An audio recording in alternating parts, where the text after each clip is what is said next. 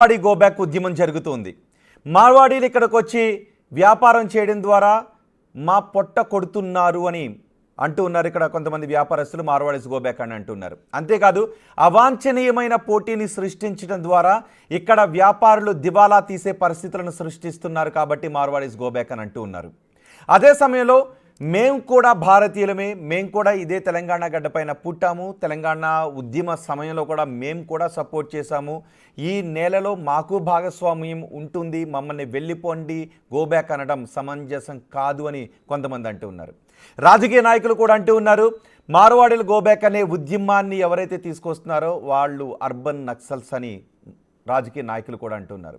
So Telangana ప్రజలుగా మీరేమనుకుంటున్నారు? Marwadis go back అనే ఉద్యమానికి మీరు సపోర్ట్ పలుకుతూ ఉన్నారా? నిజంగానే మార్వాడీలు ఇక్కడ వ్యాపారస్తులను చిదిగిపోయేలాగా చేస్తూ ఉన్నారా? ఇక్కడ వ్యాపారస్తులకు అవాంఛనీయమైన పోటీని తీసుకొస్తూ ఉన్నారా? మీరేమనుకుంటున్నారు తెలంగాణ ప్రజలుగా? మీ అభిప్రాయాన్ని కమెంట్ బాక్స్లో తెలియచేయండి. అంతేకాదు తెలంగాణ ప్రజలుగా మీరు మాట్లాడాలని అనుకుంటే నేరుగా మాకు కాల్ చేసి మాట్లాడొచ్చు. లైవ్ షోలో మీరు మాకు కాల్ చేయాల్సిన నెంబర్లు 9088890009. మరొక నెంబర్ చెప్తున్నాను, 9088880009. ఈ రెండు నెంబర్లకి కాల్ చేసి మీ అభిప్రాయాన్ని మాకు తెలియచేయచ్చు. అంతేకాదు ఈ లైవ్ షోలో మీ అభిప్రాయాలను కమెంట్ బాక్స్లో తెలియచేయచ్చు. ఆ కమెంట్లను నేను చదివి వినిపిస్తాను. ఈ డిబేట్లో బిగ్ టీవీ స్టూడియోలో ఉన్నారు, మార్వాడీస్ గోబ్యాక్ అని అంటున్నారు. మార్వాడీస్ వల్ల తెలంగాణ ప్రజలు అన్యాయానికి గురవుతున్నారు, ఇక్కడ వ్యాపారులు అన్యాయానికి గురవుతున్నారు అని అంటున్నాం. పృథ్వీ ఉన్నారు. అలాగే మార్వాడీస్ వల్ల ఎటువంటి అన్యాయం జరగడం లేదు, మార్వాడీస్ చాలా స్నేహ స్వభావులు అని అంటూ ఉన్నారు. పూజా అగర్వాల్ కూడా బిగ్ టీవీ స్టూడియోలో ఉన్నారు. నమస్తే అండి పృథ్వీ గారు. తెలంగాణ. నమస్తే అండి నమస్కారం సార్ జోషి గారు. అలాగే జీలకర్ర శ్రీనివాస్ గారు కూడా మనకి అందుబాటులో ఉన్నారు. మరికొద్ది సేపట్లో మనతో జాయిన్ అవుతారు. విఠల్ అలాగే జిగ్నేష్ జోషి. శ్రీనివాస్ గారు నమస్తే అండి. నమస్తే అండి. నమస్తే. ఫస్ట్ నేను పృథ్వీ గారు మీతో మాట్లాడతాను. ఎందుకు మార్వాడీలను వేరుగా చూస్తున్నారు? మార్వాడీలను ఎందుకు గోబ్యాక్ అని అంటున్నారు? యాక్చువల్గా గోబ్యాక్ అనే నినాదం ఇక్కడ రాలేదు. ఇది అందరు అంటుంటే గోబ్యాక్ అనే కాడికి వస్తున్నది అంతే, కానీ గోబ్యాక్ అని ఇక్కడ మాట్లాడలేదు. కాకపోతే ఒక ఇన్సిడెంట్ ద్వారా ఇప్పుడు లాస్ట్ 10 days నుంచి ఇది జరుగుతూ ఉన్నది. ఈ ఇష్యూ ఎక్కడైతే మనకు మొండ మార్కెట్లో జరిగినటువంటి ఒక కార్ పార్కింగ్ దగ్గర జరిగిన ఇన్సిడెంట్ తోటి అది ఫ్లేరప్ అయింది. ఆ ఇన్సిడెంట్ కూడా ఎట్లా జరిగింది, ఒక చిన్న కార్ పక్కకు జరపమన్నందుకు టైర్ నారే నీచా జాత్ కా తేరీ మాకి అని మాట్లాడండి. మీరు వినాలంటే నేను వినిపిస్తుంది, వీడియో ఉంది నా దగ్గర. అట్లా అని దాడి చేసిర్రు. అరే అట్లా అంటున్నావు, అట్లా మాట్లాడుతున్నందుకు కొట్టిండ్రు. దాని తర్వాత మళ్ళీ పోయి అరే ఎందుకు కొడుతున్నారు ఎందుకని పోతే తనను కూడా మళ్ళీ సేమ్ అట్లనే అని తూకాయరే గర్గర్ ఫిరికే దూద్ బేచిన వాళ్ళ అని చెప్పి తనని తిట్టిండు. అంటే ఇక్కడ ఒకటేమో నీచా జాత్ అని చెప్పి ఇటు మళ్ళీ కుల వృత్తులను మీద కామెంట్ చేసినందుకు అది తెలంగాణ మొత్తం ప్రజలకు మొత్తం పోయింది. ఆ ఇష్యూ పోయింది. చెవుకు దెబ్బ కూడా చెవు పలిగింది తనకు. ఆయన యాదవ్ కమ్యూనిటీకి సంబంధించిన ఆయన. అక్కడి నుంచి స్టార్ట్ అది ఇగ్నైట్ అయింది. అది ఒక చిన్న మన తొలి వెలుగులో ఒక ఇంటర్వ్యూ ఇస్తే దాది 24 hours 10 లక్షల మందికి పోయిందండి. అది 24 hours. అది ఇది కొత్తగా వచ్చింది కాదు, చాలా రోజు నుంచి పల్లె కన్నీరు పెడుతుందో కనిపించని కుట్రలా, నా తల్లి బందీ అయిపోయిందో కనిపించని కుట్రలా అనుకుంటా. ఈ కుట్ర మల్టీనేషనల్ కంపెనీస్ ఏదైతే వచ్చి ఇక్కడ పల్లెల మీద పడగలేసినప్పుడు కుమ్మరి వాముల తుమ్మలు మొలిసను కమ్మరి కొలిమిల దుమ్ము వేరెను పెద్దవారిసా మొద్దు వారినది సాలెల మగ్గం సడుగులిరిగినాయి చేతి వృత్తులా చేతులిరిగిపాయే నా పల్లెల్లోన నా తెలంగాణలోన అనేది ఆ సాహిత్యంతో వచ్చిపోయినాం. చేతి వృత్తులు మొత్తం సర్వనాశనం అనేది ఆల్రెడీ ఒక అన్రెస్ట్ కింది కులాలకు నేను చెప్తున్నా. నేను లింక్ చెప్తాను, అందుకే ఆ లింక్ చెప్పడానికే చెప్తున్నా. ఈ చేతి వృత్తులు ఇవన్నీ కింద ఇక్కడ పోతున్నాయి, మా వృత్తులకు ఇక్కడ రక్షణ లేకపోతున్నది అనేది ఒక అభిప్రాయం కింద ఉన్నది. శ్రమ చేసుకుంటున్నటువంటి వాళ్ళకు ఒక అభిప్రాయం బిల్డప్ అయినది. అది ఇక్కడ చెప్తున్నా, అదే ఆడికే వస్తున్నాయండి.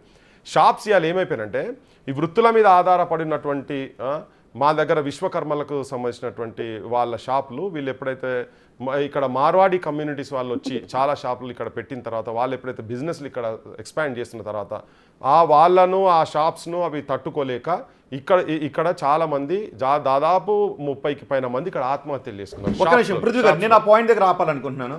ఎందుకు మార్వాడి చేస్తున్న బిజినెస్ వాళ్ళ షాపులు కావచ్చు ఇంకేదైనా కావచ్చు దాన్ని ఇక్కడ చేస్తున్న ఇతర వ్యాపారులు ఎందుకు తట్టుకోలేకపోతున్నారు, వాళ్ళని తట్టుకోలేక ఆత్మహత్యలు చేసుకున్నారని మీరు అంటున్నారు.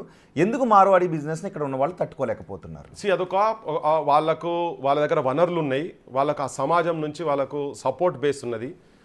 వాళ్ళు వచ్చి కిరాయిలు పెంచే సిచ్యువేషన్ అది మేము చెప్తున్నది. వ్యాపారులు ఈ మధ్యలో చాలా మంది ఈవెన్ ఆమన్గాలతో మాట్లాడితే చెప్తారు, కొల్లాపూర్ కావచ్చు, మైబాద్ కావచ్చు, కిరాయిలు వీళ్ళు వచ్చి కిరాయిలు వాళ్ళు ఉండే షాపులు ఉంటాయి కదా, ఇప్పుడు అంతకు ముందు వీళ్ళకి 12,000 ఉన్నది, ఇలా 26,000 రూపాయలు కిరాయిలు కడుతున్నారు.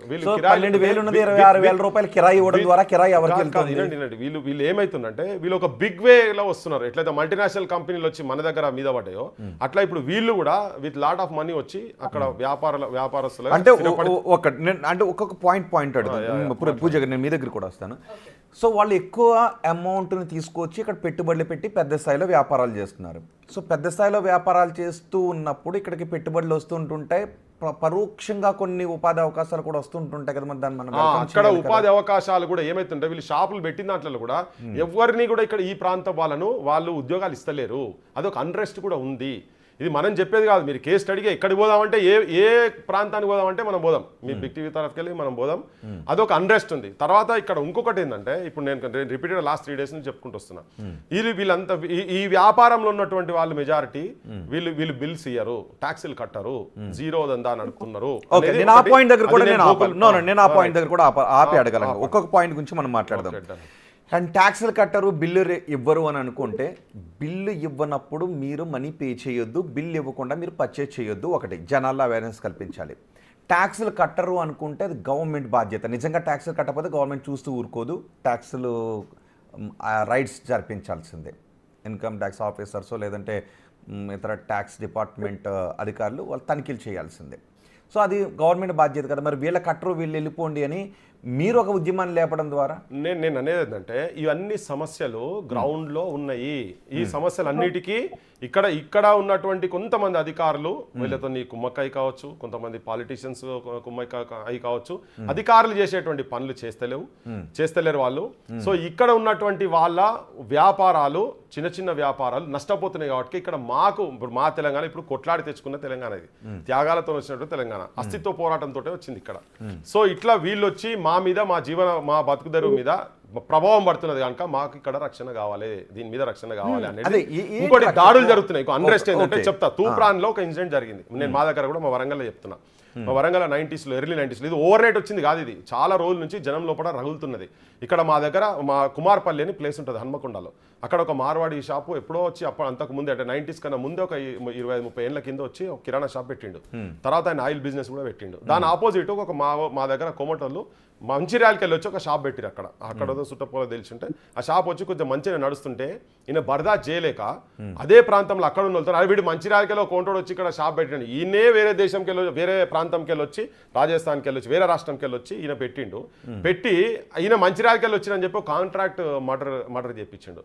ఆ హత్యతోటి చాలా మందికి మా వరంగల్ అప్పటికే చాలా మందికి లోపల పోయింది. అరే ఈయన బతికేదందుకు వచ్చి ఇక్కడ ప్రాంతం వాళ్ళని చంపిస్తున్నాడు కదా అని. ఇప్పుడు ఏమవుతుందంటే దాడులు జరుగుతున్నాయి.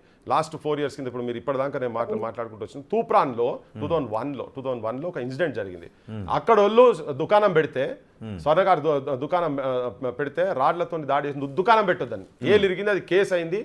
తర్వాత వీళ్ళు హరీష్ రావు దగ్గర పోయి హరీష్ రావు ఇంట్లో పంచాయతీ సెటిల్ అయ్యి తర్వాత వాళ్ళు వద్దు ఇంకా మా వ్యాపారాలు ఇక్కడ ఉండని, మీరు దాడుల కాడికి పోవద్దు అని. సేమ్ ఇట్లా మీరు ఎక్కడికి పోయినా కానీ ఇవన్నీ రిపీట్ అవుతున్నాయి. అక్కడక్కడ రిపీట్ అయ్యే వరకు లోకల్లోకి ఒక అన్రెస్ట్ స్టార్ట్ అయింది ఇక్కడ. సో ఇది ఓవర్ నైట్ ఎవరో దీన్ని వాదం తీసుకొస్తే నిల్చున్నది కాదు. ప్రజల గుండెల లోపల ఇక్కడ మాకు సంబంధించినటువంటి జీవనోపాధి పోతున్నది అని. ఇప్పుడు ఆమన్గల్ ఒక చిన్న ఉదాహరణ తీసుకుందాం. ఇందులో మిక్సప్ చాలా విషయాలు ఉన్నాయి. ఒకటేంటి అంటే అదే పాయింట్ టు పాయింట్ మాట్లాడుకుందాం. ఎందుకంటే ఇప్పుడు జరుగుతున్నటువంటిది ఏంటంటే మార్వాడీస్ గో బ్యాక్ అని అంటున్నారు, లేదంటే మార్వాడీస్ గో బ్యాక్ అని అనట్లేదు, కానీ మా ఉపాధి అవకాశాలు దెబ్బతిన్నాయని అంటున్నారు. ఉపాధి అవకాశాలు దెబ్బతింటున్నాయి కాబట్టి మార్వాడీలు ఉండొచ్చు కానీ వ్యాపారాలు చేయకూడదు అని అంటున్నారా మీరు? ఎక్కడనో దగ్గర దీనికి అంటే ఇది లీగల్ గా ప్రాపర్ గా చేసేది ఉంటే ఈ వ్యతిరేకత జనం లోపల చేసే వ్యాపారం ఇల్లీగల్ గా జరుగుతున్నది, చాలా జరుగుతున్నాయి ఇవి. అంటే ఇప్పుడు నేను ఇది మీ స్టేట్మెంట్ ఇస్తున్నా అనుకోకండి. మీరు ఏ పల్లెల్లో పోయి కూర్చున్నా కానీ ఇప్పుడు మీరు ఇక్కడ ఎట్లా అయిపోయినారు జనం దగ్గర కూడా మీరు ఏ బంగారం సపోజ్ కుదవబెట్టినామో అనుకోనండి, వీళ్ళ దగ్గర మెజారిటీ ఆఫ్ దీంట్లో అందరూ ఆ బిజినెస్ ఉండకపోవచ్చు. కుదవబెట్టిన దాన్ని మళ్ళీ వాళ్ళ దగ్గరకు పోతే అది ఉన్న షేప్లో అది రాదు అని పుస్తకం వనితా విత్తం పరాస్తం గతం గతహ లెక్కనే ఉన్నది. నిజమా? వీళ్ళ దగ్గర జరిగిందా? ఇచ్చారు. ఇది బాధితులు నేనే- ఉన్నారా? yes, అట్లా చాలా మంది బాధితులు ఉన్నారు. మీ దగ్గర ఓకే, ఆ బాధితులు ఉంటే వాళ్ళపైన చర్య తీసుకోవచ్చు. ఎవరి దగ్గర అయితే పెట్టారో అది ఇది ఎక్కడైనా ఇది కూడా. జరుగుతుంది. ఇప్పుడు నేను ఒక మాట చెప్తున్నాను, ఇది ఎంత పెద్దగా ఎందుకు ఇక దీన్ని అన్ని సౌ బాత్కి ఎక్ బాత్ లెక్క. గోకుల్ చాట్ ప్రపంచం మొత్తం తెలుసు. ఆడ బాంబ్ బ్లాస్ట్ జరిగిన తర్వాత కూడా ప్రపంచం మొత్తం తెలుసు. ఇలా దేశం మొత్తం నువ్వు ఎక్కడ పోయినా, ఇప్పుడు మన ఏ వాడలో పోయి ఏ మార్కెట్లో పోయినా కానీ మనకి ఇలా మన ఏంది ఫోన్ పేలను గూగుల్ పేలల్లా కొడతారు కదా, ఇలా స్కాన్ చేసి కొట్టేటి మిషన్లు ఉంటాయి అంతటా. గోకుల్ చాట్కి ఇప్పుడు ఇక్కడ నుంచి మనం పోదాం. ఇప్పుడు 3 రోజులు చర్చ కూడా జరుగుతుంది కదా, ఇప్పటికి ఇలా ఇప్పుడు పోదాం, ఆడపోతే క్యాష్ ట్రాన్సాక్షన్స్ నడుస్తాయి. అట్లా చాలా షాపులలో వీళ్ళ కంప్యూటరైజ్డ్ బిల్డింగ్స్ చాలా షాపులలో ఇక్కడ లేవు. పుట్టి చిట్టీల మీద హిందీలో రాసిస్తారు, కథం అయిపోతుంది. అక్కడ క్లోజ్. మీరు బాధ్యత దీని అంతటితో లేలే కాదు కాదు, ఇవన్నీ ఒక అన్రెస్ట్ అయింది. ఈవెన్ నేను కూడా పోతా గోకుల్ చాట్కు, నాకు కూడా ఇష్టం బానే. కానీ ఇదంతా ఒక అన్రెస్ట్. గోకుల్ చాట్కి మీరు గోకుల్ చాట్కి మీరు వెళ్తే బిల్లు ఇవ్వకుండా వాళ్ళు లావాదేవీలు జరుపుతున్నారు అనేది గవర్నమెంట్ ట్యాక్స్ డిపార్ట్మెంట్. ఇదంతా ఏమైతుందంటే వీళ్ళ సంపాదన మొత్తము ట్యాక్సెస్ లేకుండా ఇక్కడ చేసి ఇక్కడ వ్యాపారస్తులను కూడా దెబ్బతింటున్నారు, ఇక్కడ మా జీవనోపాధి కూడా దెబ్బతింటున్నది. ఈ అంశాలన్నీ కలగలిపే ఒక వ్యతిరేకమైన భావన ఇక్కడ ఉన్నటువంటి ఈ ప్రాంత ప్రజలకు అన్ని రకాలుగా ఏదో ఒక స్థాయిలో వీళ్ళ నుంచి. ఇప్పుడు మీరు ఒక బ్యాంక్ లోన్ తీసుకుంటే, ఒక వెహికల్ బ్యాంక్ లోన్ తీసుకున్నారు అనుకోండి, దాని పద్ధతి వాడు రికవరీ పద్ధతి వేరే తిరిగి ఉంటుంది. ఇక్కడ పాన్ బ్రోకర్స్ దగ్గర సపోజ్ ఒక ఆటో తీసుకున్నాను అనుకోండి, ఓ నెలలో 2 నెలలో ఇంట్లో ఎవరైనా చచ్చిపోయినా చేసినా ఇది నేను అనేది కాదు. ఈ బిజినెస్ లో లేకపోతే వాళ్ళతో బాధితులు ఉన్నటువంటి ఎవరి దగ్గర పోయినా కానీ ఇటువంటి అభిప్రాయం వస్తుంది. ఓకే పృథ్వీ గారు, ఒక్క నిమిషం. ఎవరైనా పృథ్వీ మాట్లాడిన మాటలు విన్నారు. సో మార్వాడీలు గురించి మేము ఎందుకు ఆందోళన చెందుతున్నాం అంటే మాకున్న భయాలు ఇవి. ఒక్క భయం కాదు, చాలా భయాలు ఉన్నాయి. ఆ భయాలన్నీ గూడు కట్టుకొని తెలంగాణ ప్రజల్లో వచ్చినటువంటి భావన ఇది అని పృథ్వీ అని అంటూ ఉన్నారు.